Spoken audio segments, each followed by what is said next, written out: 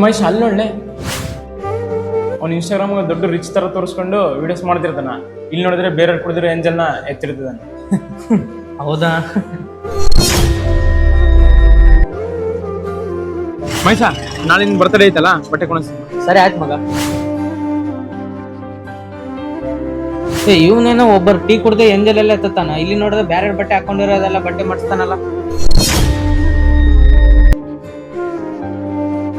ಮಗ ಬಿಸಿಲು ತುಂಬಾ ಇದೆ, ಬಾ ಮಜ್ಜಿಗಾದ್ರೂ ಕೊಡೋಣ. ಅಲ್ಲ ಮಗ, ನಾವ್ ಯಾವ ಶಾಪಿಗೆ ಹೋದ್ರು ತೊಳೆದ್ ಕೆಲಸ ಮಾಡ್ತಾ ಇರ್ತಾನಲ್ಲ ಇವನು.